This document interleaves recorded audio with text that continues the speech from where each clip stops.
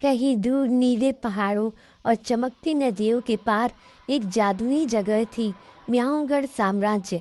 वहाँ सब कुछ शांति, प्यार और हंसी से भरा था। राज्य की हर बिल्ली खुश थी, क्योंकि वहाँ के राजा और रानी, महाराजा ट्रॉम्पी और रानी क्रिस्टल, जिनका एक नाम मिनी भी था, दुनिया के सबसे दयालु शासक थे।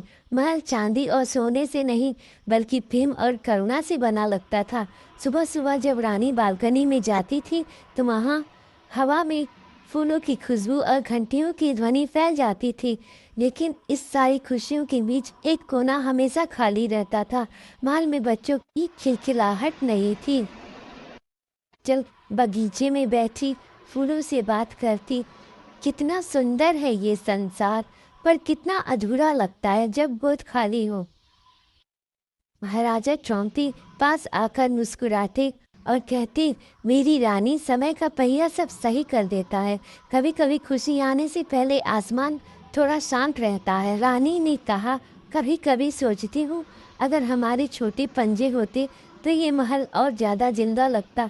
महाराज ने हल्के से उसका पंजा थामा। वो दिन भी आएगा क्रिस्टन, जब हमारे छोटे म्याऊं राजकुमार हमारे दरबार में दौड़ते हुए आएंगे। म्याऊगढ़ के आसमान में एक अद्भुत घटना घटी। आसमान में चांद पूरा गोल था और उसकी चारों ओर 7 रंगों की चांदनी घूम रही थी। महल की बुद्धिमान बिल्ली माता पूनम ध्यान लगाकर बोली, महारानी, यह चांद आज आशीर्वाद लेकर आया है। जब फूल बिना हवा के झूमने लगे तो समझना नया जीवन आने वाला है। रानी क्रिस्टन ने आश्चर्य से देखा, सामने गुलाब के फूल खुद झूमने लगे थे। उन्होंने हाथ जोड़कर कहा, हे ब्रह्म म्याऊं, ये संकेत क्या है? माता पूनम मुस्कुराई, यही कि अब म्याऊंगढ़ में एक नई सुबह जन्म लेने वाली है। अगले ही दिन से पूरा महल बदल गया। दीवारों पर सुनहरे पर्दे लगे, बगीचे में फूलों की सजावट हुई और महल के हर कोने में आशा की चमक फैल गई। महाराज ने कहा, आज से इस राज्य की हर बिल्ली, हर नागरिक खुश रहेगा, क्योंकि खुशियाँ अब हमारी ओर बढ़ रही हैं। राज्य की बिन्नियाँ नाचने लगी, ढोल मंजीरे बजे और सड़कों पर फूल बरसे। सब कहते थे, जल्द ही म्याऊंगढ़ में नन्हे पंजों की दस्तक सुनाई देगी।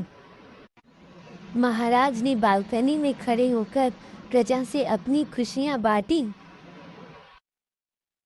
दिन बीतते गए। रानी क्रिस्टल का चेहरा अब पहले से ज़्यादा चमकदार हो गया था। वो हर दिन सुबह बगीचे में जाती, फूलों को छूकर कहती, जल्दी खिलो, ताकि जब मेरा बच्चा आए तो तुम्हारी खुशबू उसका स्वागत करे। महाराज ट्रॉम्पी दूर से देखते और सोचते, कितनी मजबूत है मेरी रानी। वो सिर्फ रानी नहीं, पूरी राज्य की आत्मा है।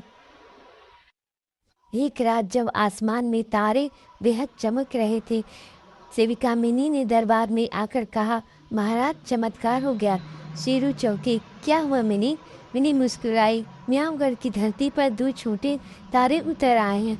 महाराज तुरंत दौड़े, महल के कमरे में प्रवेश किया, जहां रानी क्रिस्टन थकी लेकिन मुस्कुरा रही थी। उनकी गोद में 2 छोटे से म्याऊं बच्चे थे। एक के फर पर सुनहरी चमक थी और दूसरी की आंखें नीली आसमान जैसी। महाराज की आंखें भर आई। उन्होंने रानी का पंजा पकड़ा और बोले, ये सिर्फ हमारे बच्चे नहीं, ये म्याऊंगढ़ की नई शुरुआत है। रानी ने कहा, तो इसका नाम रखिए महाराज। महाराज ट्रम्पी मुस्कुराकर बोले, पहला प्रिंस लियो म्याऊं और दूसरी प्रिंसेस लूना। पूरा राज गूंज उठा, जय हो लियो, जय हो लूना। म्याऊंगढ़ में आए 2 नए तारे। उस दिन से म्याऊंगढ़ साम्राज्य फिर कभी शांत नहीं रहा। महल में बच्चों की हंसी, दीवारों की झनकार, रातों में मीठे म्याऊं गाने गूंजने लगे। महाराज ट्रम्पी हर सुबह कहते, हमारा राज्य अब पूरा हुआ, क्योंकि अब इसमें सिर्फ शक्ति नहीं, मासूमियत भी है।